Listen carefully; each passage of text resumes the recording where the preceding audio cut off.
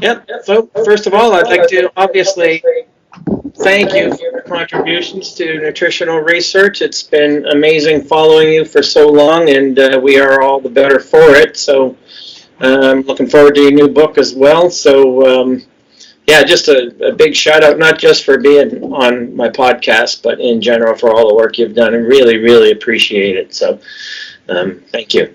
So I can help out. Well, you've been doing more than helping out, like you say. It's better to reach 1 million people at a time than one person, per hour per day for as long as you've been doing it. But I don't want to do too much of the same old, because I know that most people have you covering topics you've covered with your YouTube posts, and you've covered, over and over again. We're going to do a little bit of that if we have the time, but there's other stuff I would like to sort of get your general opinion on that's not so, nutrition facts based. But what I'd start with, I'd like to take you back to 2005 if I can, and you'll probably see where I'm going with this. But at the time, I was lecturing at a symposium, and the final day was a panel of experts, and I was on a panel of experts with Dr. Barry Sears of the Zone Diet, and are in the fitness industry. I don't know how much you know about it, but people fall all over themselves for shiny new objects, and especially vogue trends in diet in particular, because it sells. And so he was a very nice man and everything, but my takeaway from it was I've always been a carbohydrate-oriented guy with my clients. I've always had fantastic success with it, no reason to change, blah, blah, blah. So right after the symposium, I happened to trip on your book, Carbophobia, and fell in love with the book. With you, I was like, finally, someone has organized the research in a presentable, consumable way. Here's the answer. So I started presenting it, and deaf ears. Just completely, like, people don't seem to, like I said, they're in the fitness industry in particular. It's all about the vogue trend, the diet du jour, and it was my first sort of real slap in the face that how much does evidence-based stuff really matter. So can you comment on that a little bit, and then a little follow-up to 2005 as well? Yeah, so by the time I started writing that book, literally millions of people were following the Atkins diet, and I kept looking around, and there was just this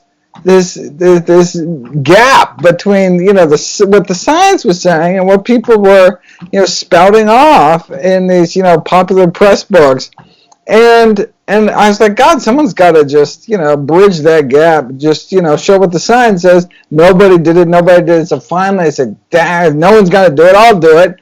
But he's actually way behind the curve. By the time it came out, Atkins Corporation was bankrupt in 4 months, and I missed the wave on that one.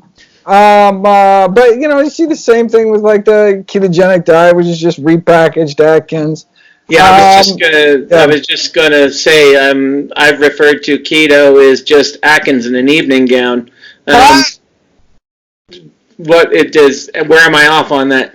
No. In fact, the first few weeks of an Atkins diet was, was supposed to put one into ketosis. So yeah, in fact, it's worse because then at least Atkins says, okay, fine, you can start putting some more food back in. But no, ketogenic diets want people to continue to eat that bad. But again, this is nothing new. Going back to literally the 1850s was the first manifestation. Low carb diets keeps coming back. Came back in the 70s. Came back. Now it's just back again. Why? Because of the $1 billion weight loss gimmick, and that's water weight loss. Right? Go on a ketogenic diet. The first week you lose 4 pounds. You look down the scale. That's never happened to you before. What a miraculous diet. What's happening inside tells the real story. It's not just water weight. It's worse than that, because your body has to start burning protein to supply some sugar for the brain without its preferred form of energy in the form of carbohydrates. your body fat loss actually goes down. You actually start losing less body fat. The scale looks like you're doing great, but on the inside, it's the opposite. Your body fat loss can actually slow down when you switch to a ketogenic diet. So it's just like but you don't know what's happening inside you. You just see what the scale is saying. And by that time, you've told all your friends, and until everybody forgets, and then they can make a new blockbuster. People don't seem to understand the metabolic compensation system takes place in 3 realms of time: the immediate, the residual, and the cumulative.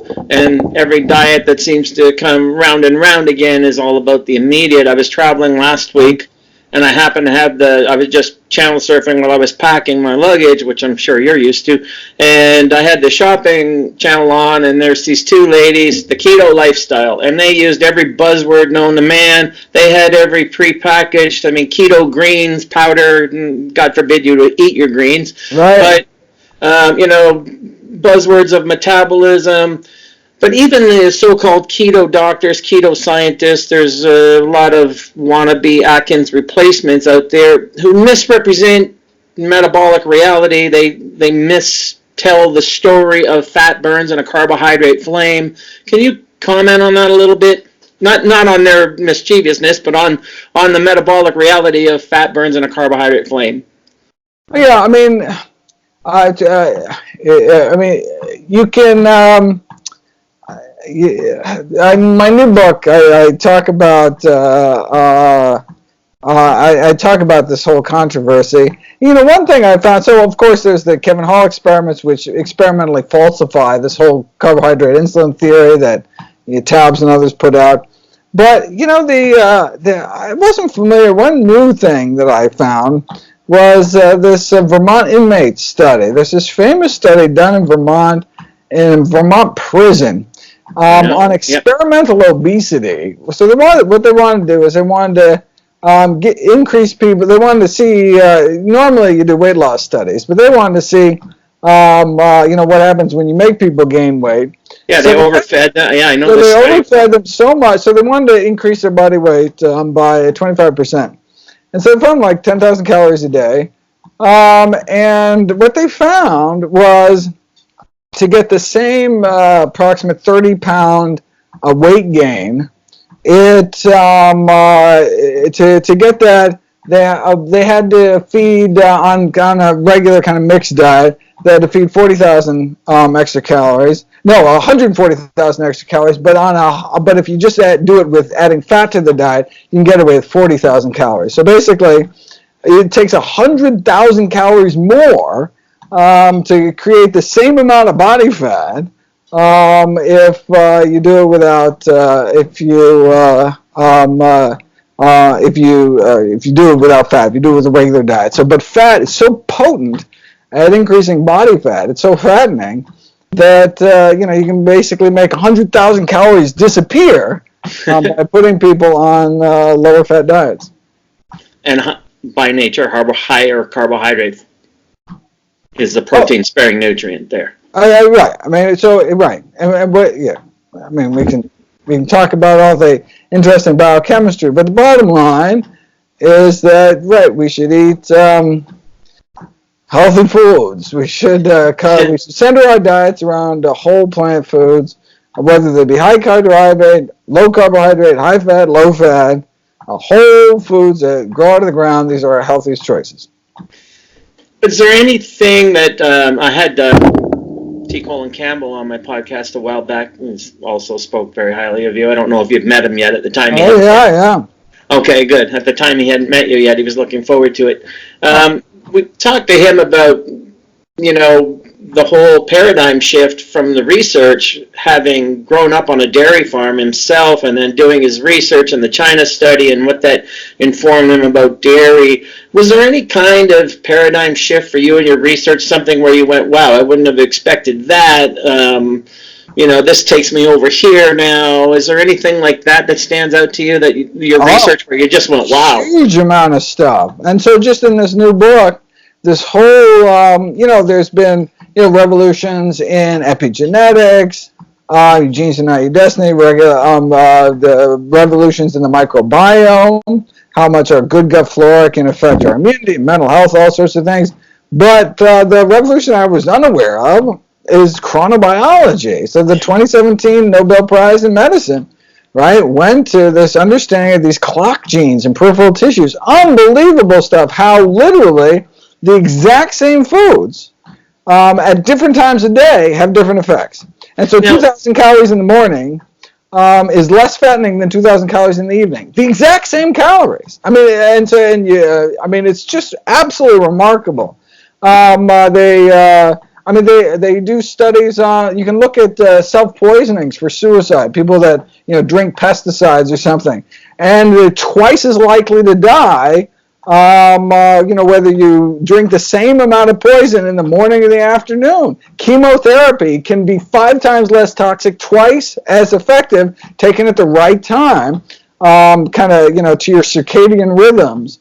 Really kind of remarkable stuff. I was just kind of blown away by that, and so I had to put together a whole chapter on it. Yeah, I talked about, and I don't know if you know, but just a week or two ago, a study on chronobiology came out, circadian regulation of food intake, covered a meta-analysis of all this stuff. I've been talking about that for decades in terms of the evolution of culture, in terms of meal timing throughout cultures, breakfast, lunch, dinner, and then all of a sudden, the term breakfast literally is intermittent fasting, like breaking the fast, and the whole, breakfast like a king, lunch like a prince, dinner like a pauper, has relevance. I didn't really have the research at the time, but I kept trying to get my clients on eat breakfast, regular time, meal times, regular sleep and wake times. The bigger picture is as important as the microscopic picture, and then comes along this stuff that sort of throws all that into, like, we need to outsmart the body. Our body is just too stupid that we need apps, and we need mathematical formulas, and we need intermittent fasting, which says skip breakfast. That's really, really powerful, and only eat within this window of time. And so I did an article on intermittent fasting called The Diet of Sumo Wrestlers, because they practice intermittent fasting and skip breakfast precisely to gain as much visceral fat as they can. And the feedback is, well, that's because of all the calories they take in, but that's not the whole story at all, right? Go ahead. You look like you comment on that. No, right. No. So I'm all for time-restricted feeding, but you have to do it the other way around. You skip supper, not breakfast. Absolutely. We need to... the more we can weigh our calories towards the morning, the better. So yeah, we overload them up front, like another form of intermittent fasting that has never worked and produces all kinds of strain and stress, and is Ramadan, which is another form of intermittent fasting. But they're also they got dehydration issues. Same with Yom Kippur. Yeah, and they have sleep. They screw up their sleep too. So we really can't take much there. But no, we actually have studies where you actually put it to the test, where you do alternate day fasting or 5-2 fasting or whatever, and you can see the detrimental effects, for example, of alternate day fasting on cholesterol levels. And yet it's so popular. I have a private Facebook group, and on the right I shake my head at all these groups that have 50, 60,000 members, or 30-day water fast and 5-2 and intermittent keto dieting and intermittent vegan keto dieting and just fasting has the same effect as ketogenic diets in terms of slowing body fat loss. So there's this famous study that was done in NIH where you take people and 6 weeks you put them on 6 week study. So 2 weeks you put them on an extremely low calorie diet, 800 calories. You switch them over to 0 calories, water only fasting, then you switch them back. And although on a scale it looks like they're doing great, they accelerate their body fat loss. Accelerate their body weight loss, but actually what's happening inside, the exact opposite. Body fat loss actually slowed. So you actually lose more weight eating more calories had they just continued on the calorie restriction and not cut out all calories. And same thing with the ketogenic diet effect. And are you because your body's burning protein to keep some get some blood sugar to the brain.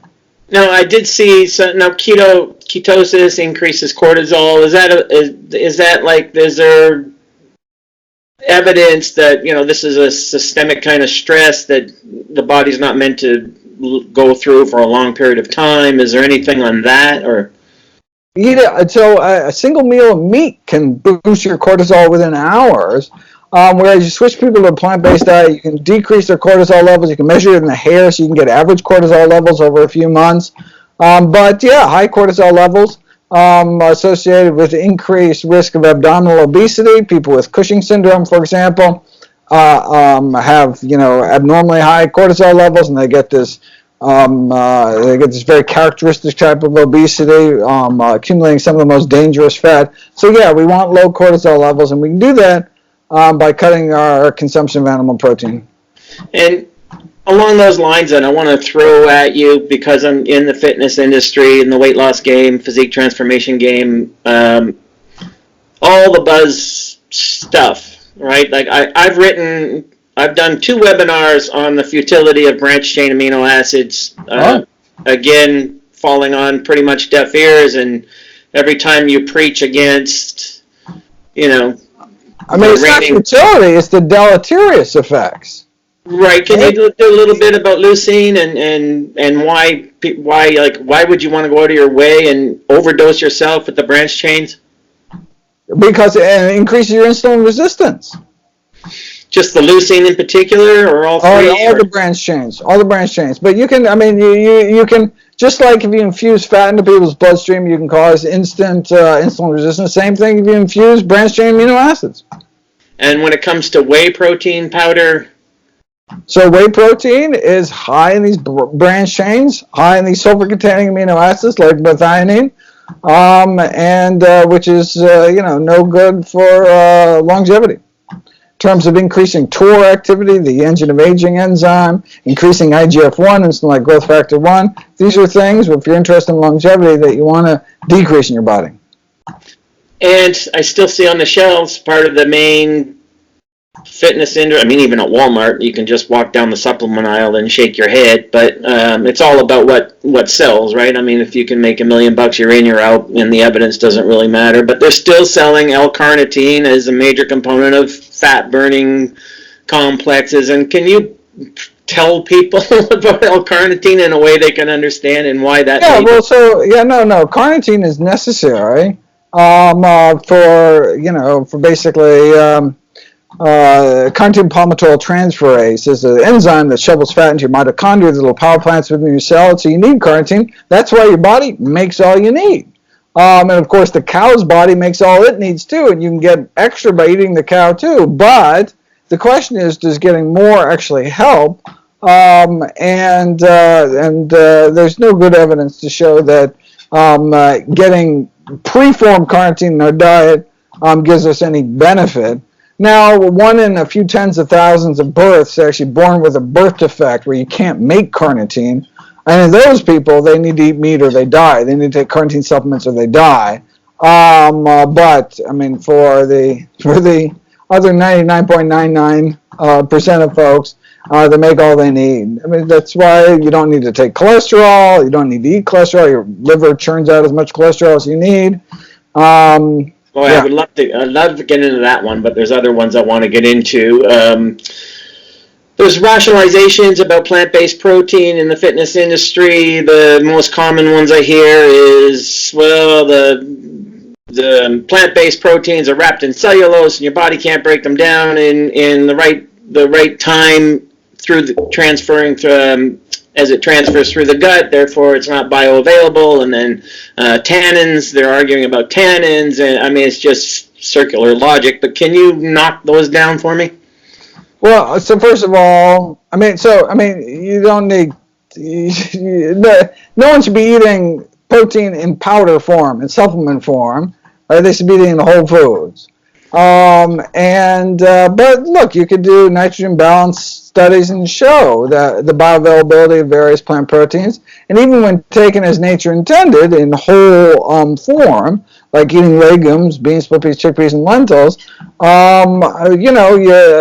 that's what chewing is for. You break open those cell walls, and you can absorb the protein. And it's good that there's some protein and other nutrients trapped within those cell walls, because then when it gets dumped into the colon, we can indeed digest cellulose. We can indeed digest fiber. It's just we can't. The human cells in our body can't, but all the trillions of good gut bacteria can. They break open that fiber, release all those nutrients, use those nutrients as prebiotics, and produce short-chain fatty acids, which get absorbed into our system, do all sorts of wonderful things in the body. So we're feeding our good gut bacteria by walling off our calories, by making sure, to the extent possible, all our calories, our protein, our carbs, our fat, are trapped within these indigestible cell walls, which is to say, eat whole plant foods that haven't been, powdered into flour or something. So, okay, I want to. Yeah, let me just transform what you just said then and sort of take it in a different direction. I agree with you that guru is a four-letter word, and it's problematic in the industry, but also I think the guru-itis, in terms of we need to abandon that, I think that ship has sailed. We now live in the cult of personality, right? We see it in politics, we see it in, so everything you just explained, other people will go on popular podcasts, I don't need to mention names, I'm sure you know where I'm referring, and completely say what I just presented to you, and misrepresent that cellulose makes the protein unavailable, and blah, blah, blah, blah, blah. There's an old saying that, if you can't beat them, lead them. So I think, that's what you are doing inadvertently or consciously or subconsciously. So I know you balk at the word guru, but at some point in time, there's reasons that you're not invited on these popular podcasts that every time, and they've even used research that you've presented in fantastic ways. They haven't attributed it to you, but they've said in their podcast, everything that advocates not eating animal protein is vegan propaganda. Mm-hmm. And some of these people are just completely misrepresenting the points that they're saying. The research actually says the very exact opposite, like what you just presented. And I just wondered if your take on not trying to be a guru, but, if you can't beat them, lead them, if that has any merit in your head as you move forward in your career. Because you just passed 100 million views on YouTube? Yeah, no, very exciting. And I think that's just, and I think the secret is not telling people what to eat, just telling what the science is. It's like, here's the science, do whatever you want. It's your body. Your choice. You want to go smoke cigarettes, go bungee jumping, totally up to you, right? But as a physician, all I can do is share with you, the knowledge that I've gained, the knowledge that I can share with all this, the publication of all this wonderful new peer-reviewed science, and just present it to you. Not even really kind of analyze it for you, but just literally present it. Here's the paper. Here's the conclusion. Here's the graphs. Here's the tables. Here's the data. Make up your own mind. And I would be skeptical of anybody. So I tell people, look, don't listen to me. Don't listen to anyone, right? Trust the science. So here's the science. Anyone who doesn't tell you where they got something from, you weren't born with this knowledge. Where'd you come up with, whatever you're spouting out? And so people can go to the original source and see that you're not taking anything out of context. And if it wasn't literally life or death important, then it wouldn't be worth the time, right? Here's the thing. When you say don't listen to me, don't listen to the science, people aren't following that direction. They are listening to the cult of personality. They are listening to the tribal podcaster with the most followers, and they are like, oh, that's vegan propaganda. Oh, okay. Well, my hero said that, so I can abide in it. So, but you're not interested then in debunking people who are misrepresenting the science, misrepresenting you just don't. You don't want to get involved in that because of it just seems like it seems like not the best use of my time. It's something I enjoy. Like, I enjoy debating, but I just don't feel like I have the luxury. There's so much good new science out there. I'd rather present it and say, look, here's my best interpretation. Here's the best I could find. Please do better. Show me where I'm wrong. And ecstatic when someone does, and I can correct it. Get out the best possible information out there, rather than, I don't know, just debating ideologues for which the science doesn't matter. If someone comes to me and they really legitimately thinks that science or something different, well, I'm all ears. Maybe I got it wrong. Like but if they come to me with just pseudoscientific, I said it because, eat this way because God says so, or because my tinfoil hat says so. It's just like I'm not even interested in the conversation. So okay, so nutrition reactionism as a ideology, etc., that you're not interested in the psychology. For a new interview, I'm sorry, I gotta go. Oh, okay. I can get you to comment on. All right, you have to go. I was going to get you on TMAO and detox diets. Oh my God, that's great stuff. Well, you will have to do this again. Well, I would appreciate if we could and get you, and because I had a whole bunch of stuff on all. I was just getting into the good stuff. So microbiome. Keep up the good work. All right, I'll let you go, and thank you very much for your time, Dr. Greger, and hopefully I'll have you on again. Happy to help. Bye-bye.